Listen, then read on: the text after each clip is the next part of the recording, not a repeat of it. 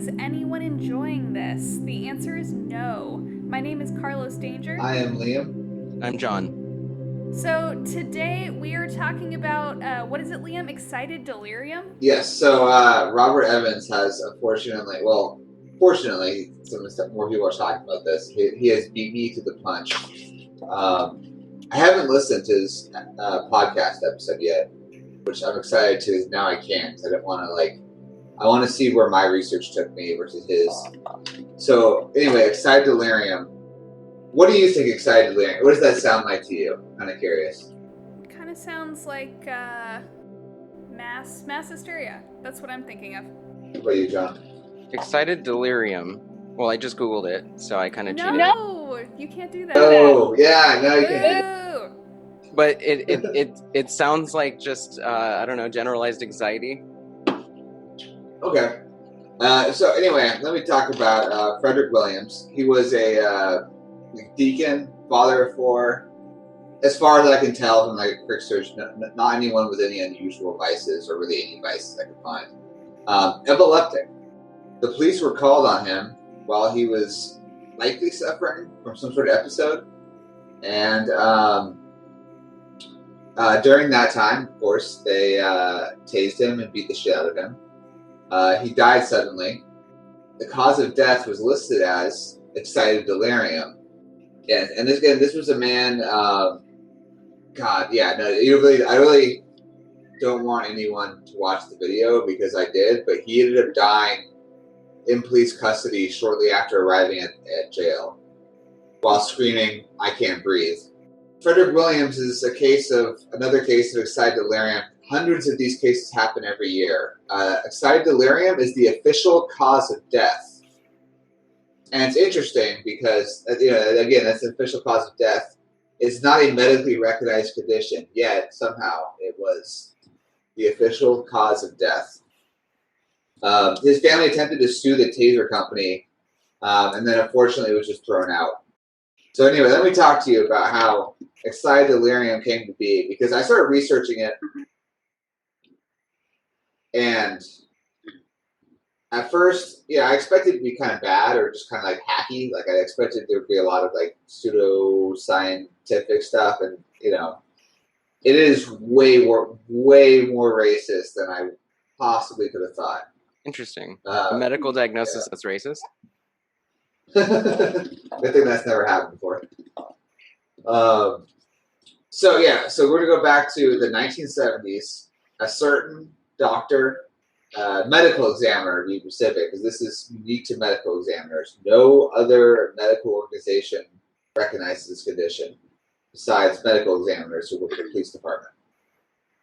This was a man of Charles Whitell. A whole number of, I believe they were either all or almost entirely black women. At first, they were mostly all prostitutes as well. Were found dead with their clothes ripped off, just outside in Miami around this time period. There were 19 different women in total, and so the Miami-Dade Examiner at the time, our friend Charles, declared that all of them have died of sexual excitement and cocaine use in combination. Yeah, because they ripped their clothes off, as one does. After, so he wrote this whole article about how cocaine, due to genetic factors, being black, just to make that clear, causes this syndrome. I don't believe he called it he didn't call it excited delirium at the time. He called it they usually refer to it as sudden death cocaine use, which made me curious. I wasn't able to research that as much, but I feel like a lot of the scare tactics around sudden death cocaine use may be tied into this. Wait. Sorry, Liam. Did you say that there was something that has to do with the drug war that's racist? It is shocking, truly. So about 19 different black women. A quote from one of them, is great and sad and correct, because she said, "A bad dude is taking out the girls. Of course, we're just a bunch of black whores. You do it to a white woman, you see the FBI, the CIA, and the Marines down here or something like this. Yeah. And yeah, so this guy kept declaring that like, oh, all these people were dying of cocaine and becoming hypersexual. And I tried to find the actual original article. It was published in some sort of like relatively podunk medical journal. Unfortunately, it's really expensive to access, so I couldn't access it directly. But one of the quotes that I saw was quoted from another person referencing it was that he kept referring to as like the female and the male of the species.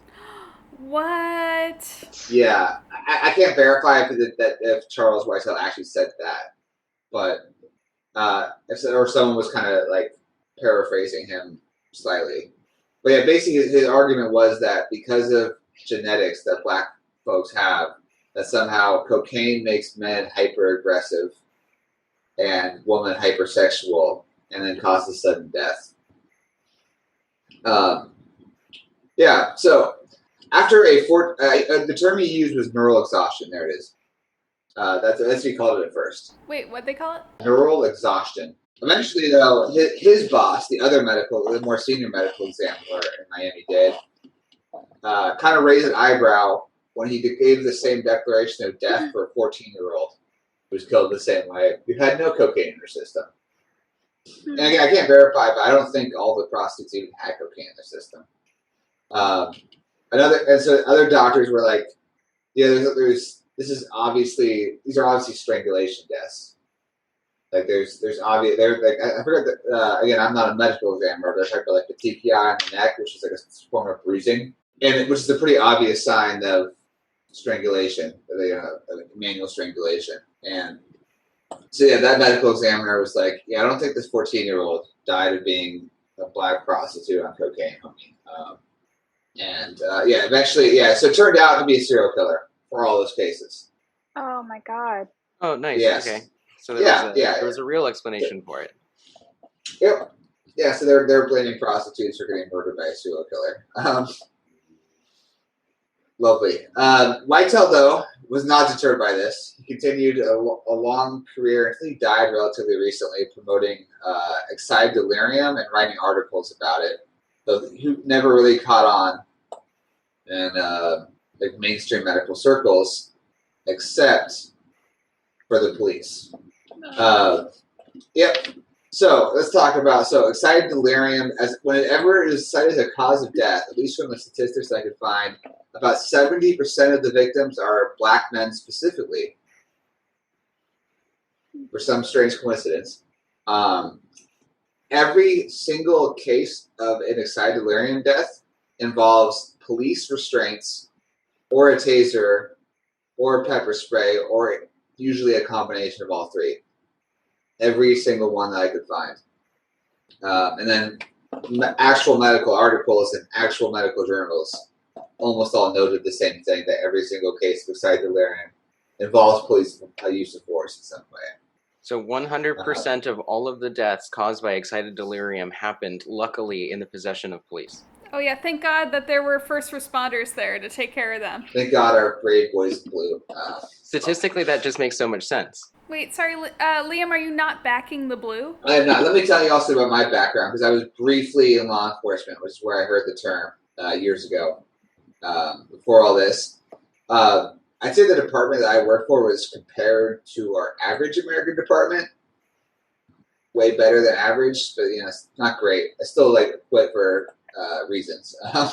Only after being off probation for a month.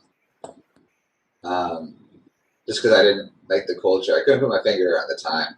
That being said, they did mention quote unquote excited delirium death, and the person who actually mentioned it did say that basically it's something that happens if you restrain someone too tightly and if they're drunk or anything like that. So they basically were actually more. What they were calling it was more correct, and that it's something that the police caused.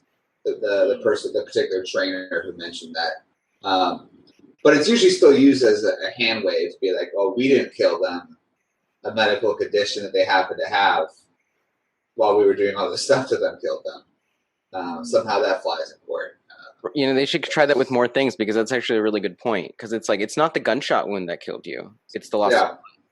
And it's like, they didn't cause the loss of blood. That was gravity in your own heart. So technically, they killed themselves knowing they were injured. Well, it's like how George Floyd didn't die of being suffocated to death. He died of cardiac arrest, and being suffocated had nothing to do with his heart, ceasing to work. The Nazis actually did the same thing in Charlottesville when Heather Heyer died, because the cause of death was listed as cardiac arrest. Sure. And cardiac arrest due to massive hemorrhage and shock. Yeah, like, oh, it's just such a weird coincidence that her heart stopped working when she got hit by a car. Must have been a heart attack. Yeah, and so let me talk about a few different kind of more of the history about this. There is one, actually, it was a random lawyer's page that had a lot of pretty good information that I a lot of my stuff from, and it is interesting to notice that, like, looking through articles at the time, I found one article from 1989 in the LA Times that was talking about, like, these bizarre deaths baffle police. And even at the time, a lot of like law enforcement and medical professionals, especially medical professionals, were like, I don't think this neural exhaustion thing is it, homie. And it was never even a widely adopted thing at the time, despite it being used over and over and over. Yeah, well, I'm not shocked that it was noticeable to the media in LA, given the history of the LAPD. Well, no, so it caught on in Miami, though. That was really where it came from. So the actual article that Whitetail published is in 1985, cocaine-induced psychosis and sudden death in recreational cocaine users. It basically is a way so they could call these overdoses and anybody who died with any cocaine in their system, regardless of what happened to them. I guess you better stop doing cocaine, John. If that was a real thing, if this was a real thing, then business colleges everywhere would be in trouble. Oh yeah. White Boy Summer would be canceled. White Boy Summer definitely canceled. 100% canceled.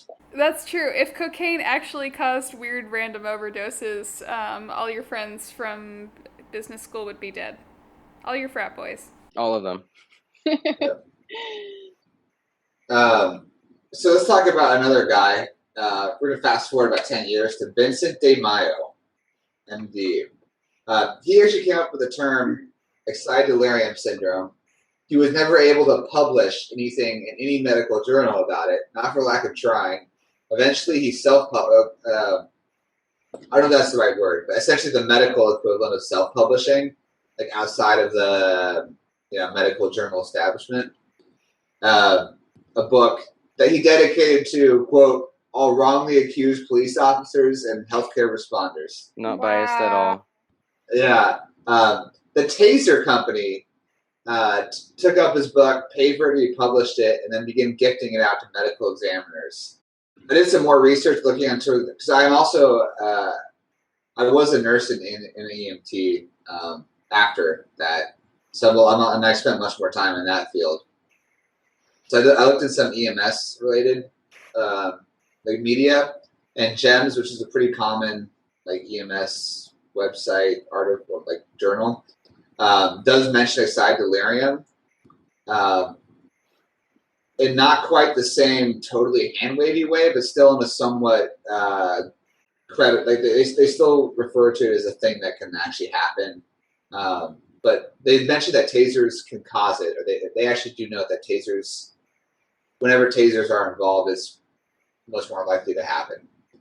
That seems to be kind of the consensus in the EMS world, which does seem to think it's a real thing. But again, this is all EMS, not medical journals or anything like that. Studies, actual published studies, pretty much throughout medical history, throughout the last 4 decades, have all been pretty suspicious. I found one article, one of the earlier mentions, academic mentions of excited delirium in '98, And even that one was basically like by Dr. Pullen Shazan Karntnian. And that one said that, I don't really think this makes a lot of sense. We think restraints has something more to do with this. So a lot of this was if you look at like death and use of restraints, they tend to, at least in medical literature, that tends to be almost always be the thing. My favorite thing is, though, I stumbled on some Lexapol, which is like a cop, surveillance state, industrial, surveillance complex, all that fun stuff. Police industrial complex company. Wait, what is Lexapol? Consulting, I think. They're like a police consulting firm. Okay. Like an ex-cop kind of company. So they had a lovely article this is a lot of fun to read because it has like understanding. It's called Understanding Excited Delirium, 4 takeaways for law enforcement officers. Oh boy. Takeaway number 1 is that excited delirium is a real condition. They mentioned that it said excited delirium has provoked controversy, with some police critics claiming the term was, scare quotes, invented to defend the use of excessive force. In fact, it's nothing new. They say all this stuff about like how actually it was called Bell's mania before, that's not accurate at all. They go in basically like making up a bunch of stuff. There's no medical backing for this at all. And then they quote the American Medical Association, which is an actual, this is one of the 3 main, kind of actual medical organizations that you would probably say, if they say something, you kind of say, doctors are saying this. They quote the American Medical Association, AMA, saying, excited delirium is a widely accepted entity in forensic pathology and is cited by medical examiners to explain the sudden in-custody death of individuals who are combative and in a highly agitated state, and then et cetera, et cetera. I was kind of curious because I was like, wait, the AMA said it was real? So thankfully they linked the source, Resolution 401 ATAC 08. So I opened the source. I started scrolling through. It's a pretty long document. No, not that long. But I found the quote where they pulled that from. It's really fun. This is fun. Oh boy. Quote, although not a validated diagnostic entity in either the International ICD-10 or the Diagnostic Statistical Manual of Mental Disorders, excited delirium is a widely accepted entity in forensic pathologies and cited by medical examiners. Yeah, so they left that sentence up. Yeah, they left that little preface out. And they know what they were doing. There's no way you could misread that article the way it's formatted. They just cut the first part of that sentence out.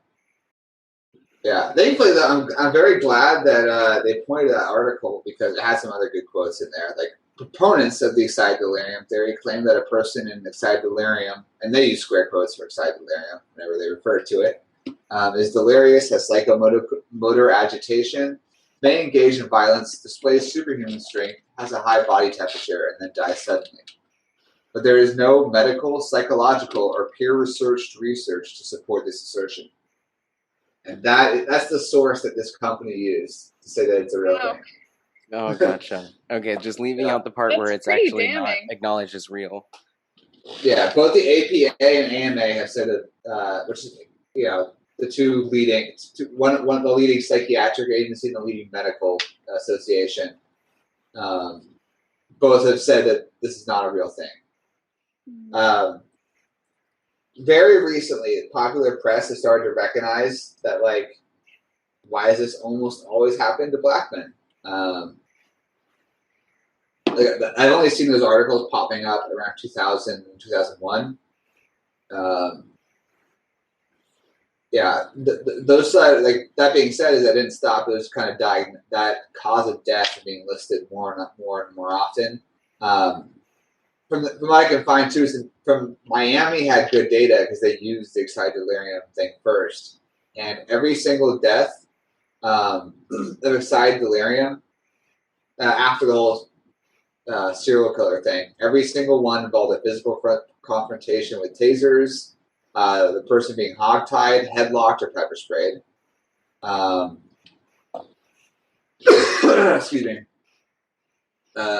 In 2019, 100 people died in a situation involving a taser deployment. Wait, 100 Harvard, people in a 1,000 year, people. In a year?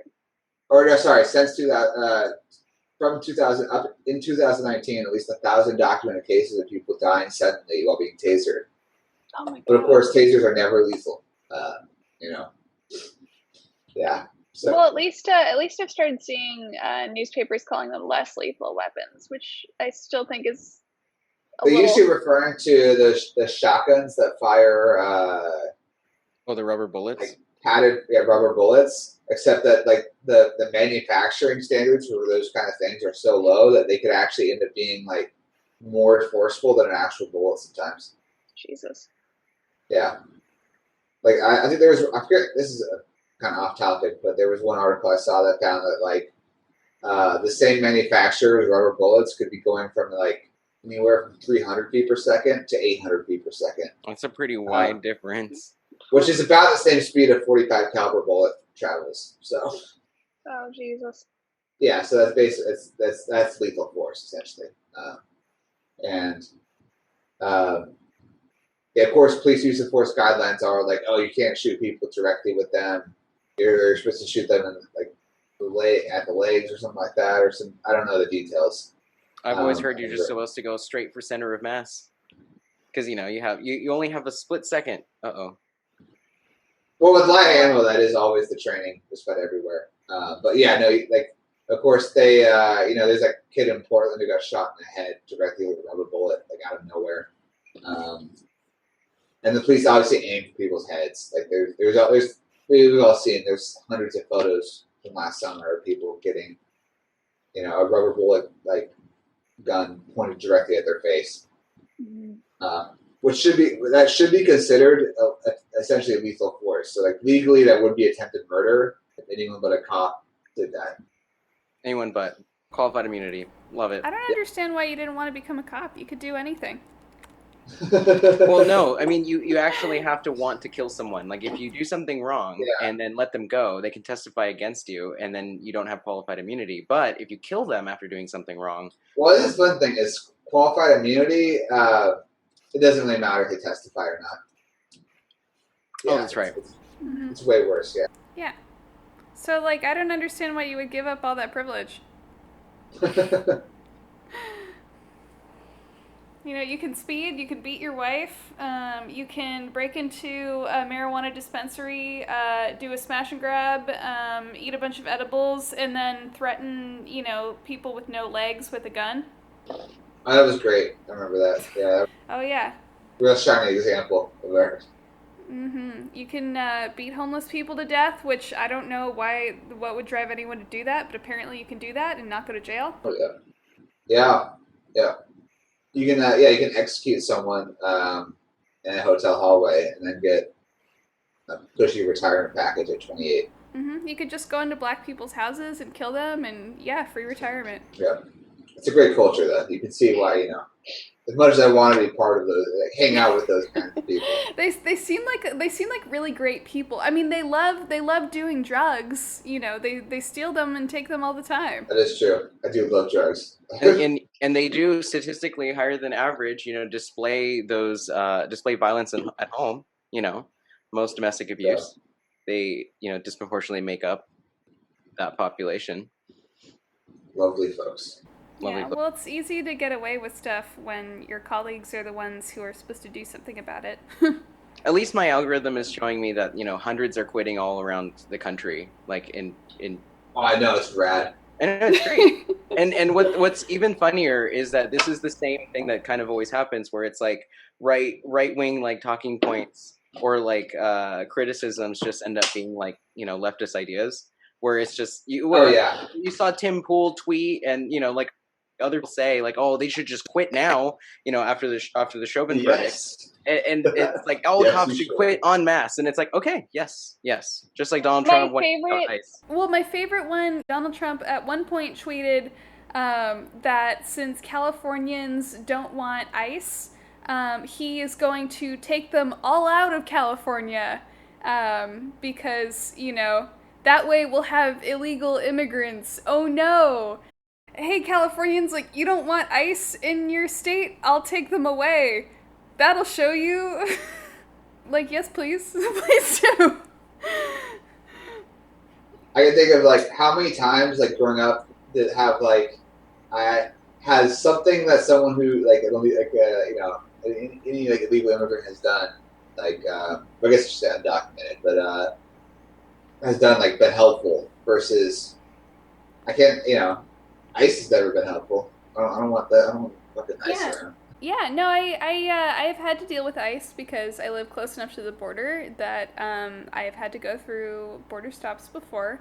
And, you know, this is crazy, and I'm sure this is going to shock you guys, but when I go through and it's just me, or it's just me and a white friend, I don't really have any issues. But the time I did go through with someone who was not white, yeah, we had a ton of problems, and he wasn't even, like, he's not even Mexican, like, he was from India and naturalized, and, like, clearly looks like he's from India, and, you know, could not be mistaken for someone who I was smuggling over the Mexican border, by any means, but they were incredibly hostile, lied a bunch about how we were breaking the law by not having his birth certificate and naturalization papers with us. Papers, please. Yeah, no, literally. Which is not a requirement. Like, you are not required to carry around your naturalization paperwork for, you know, 25 years after being naturalized. Well, you can't tell them how to do their job. They're professionals. Oh, true. My bad. Fuck. Yeah. No, like, please own this lib by getting ICE out of the state. Please do it. Yeah. Yeah. Literally, our entire economy of California. I mean, it depends on exploiting undocumented labor. Absolutely. The whole agricultural industry across the country. They're too stupid to even, like, understand that their own, like, living standard is depending on those people. ICE ain't gonna, like, fucking, yeah, ICE ain't fucking keeping the country running. We would literally need to reorganize the entire way that we eat food in this country. Like, you'd have such a small radius of farms that you can, like, of farms that you have access to, because, like, our entire system is built with the assumption that you can have, like, basically, you know, somewhat unlimited cheap labor. Doing anything about illegal immigration whenever you have conservatives in power.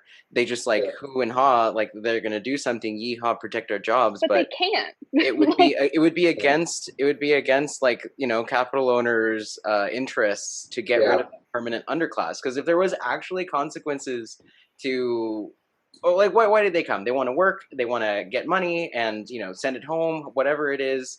But, you know, they're contingent on getting a job. And so it's like, if they can get a job, people are going to come here because they can work. But there's no consequences for businesses who hire them. Yeah, you're supposed to keep records of, like, social security cards, or, you know, those two forms of identification, but that can be falsified, and you're not really required to verify that, because how could you? Unless you get an audit. But when does that ever happen? Like, when do people actually get audited for their employment records? Because it's not on the business owner. Like, the person will just fraudulently use someone else's social security card, and, you know, they're paying taxes that way. But it's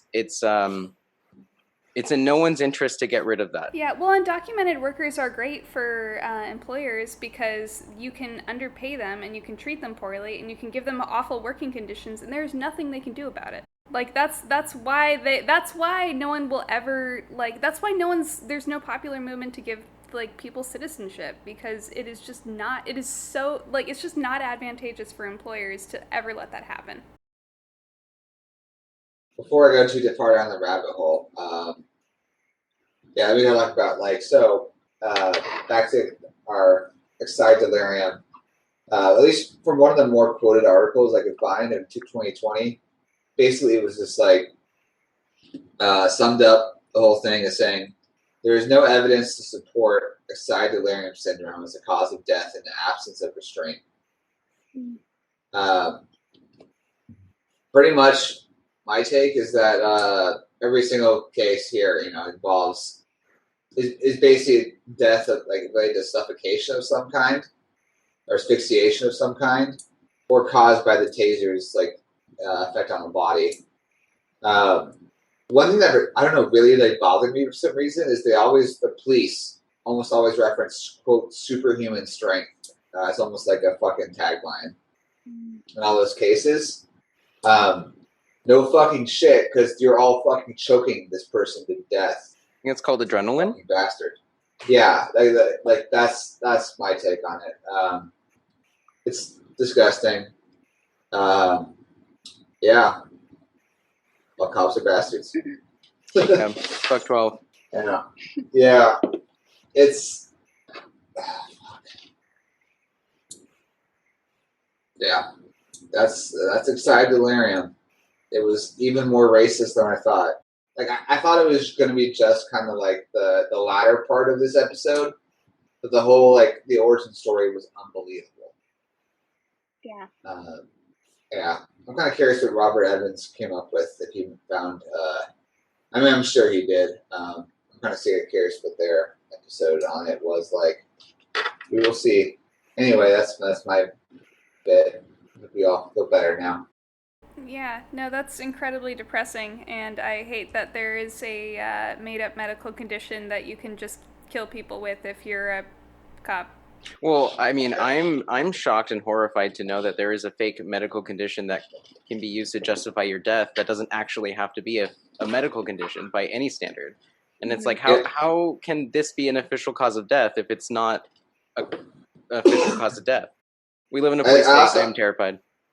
I asked all my friends that are doctors or in med school, and not a single person had ever even had even heard the term excited delirium used ever. Yeah, they're probably anti-police and have pre-existing bias, and therefore didn't seek out information to prove that. Yeah, they actually half of them are socialists though. Okay, good progress. You mentioned that the police culture, you were not into it, and that is why you did not keep doing it. What initially interested you in it, and then what do you think was the It was a job that paid really good outside of college. That was the main thing. And they're like, oh, there's free training. They paid for the training. So it's like, oh, well, that's basically free money. And this was also in 2012-ish. So it wasn't zeitgeisty. At least I at the time just viewed it as just another job. I did say one of the things is that I was a volunteer EMT before then, and the kind of thing is if you're EMS, you have to wait. If there's anything kind of crazy going on, you usually have to wait for the police to do something. So I was like, well, I want to be the people that they go in first. But I mean, that's not really that true either. But yeah, it just so that was kind of one of the things that were interesting. It wasn't. I was seasonally employed, so I worked full time only part of the year. I basically only did one summer essentially, and then left. It wasn't particularly political at the time. It was just that there was a lot of cultural stuff that I couldn't put my finger on. Even then, back then, I was kind of more of a centrist, I guess, in most ways, and I didn't have a kind of a coherent framework to be I think this is why it's wrong. I was just kind of a lot of these guys are just kind of fucking dicks. There's just one couple. It was actually this one couple that were married couple that both worked, that are both cops, that both of the way they would just treated people in general was what kind of made me be wow, they're just fucking nasty and rude to everybody. They had such a contempt for the general public, and they're both held up as shining examples of the police department. What were some of the things that they said that sort of showed that contempt? It's not it's specific. It's just that they constantly were just demeaning and rude toward even the people who work with them too. But they were just especially rude to the general public. They just constantly insult people. Everything wasn't their job, unless it was probably bad, And also too, even during the training, which is the police academies tend to be better than the actual police departments, I think, in terms of what they're teaching. It's still bad, but it tends to be less blatantly shit like this, delirium-ish, just pseudo nonsense. But even then, there's still a tiny bit of warrior cop thing would come up now and then, or oh my god, I remember during one of the classes on gang stuff, one of the guys was talking about one of the instructors was basically saying oh yeah, gang members, they're all fucking pussies, they're fuck, and then another instructor who actually he seemed to have a pretty good understanding of the whole thing. He was talking, kind of gave a little thing. It's everybody should know that the whole gang thing is not a lot different than any other organization, a military or police organization. All of you, and I remember just thinking he's definitely, I could definitely think all these people, the whole joining a group because you're too scared to protect yourself, but still want power describes a lot of cops. Yeah, I mean, and he basically was saying that, but it was kind of funny that when you combine the logical thread between those two speakers, it was this applies to all you guys too. I remember thinking that to myself there. That makes sense. You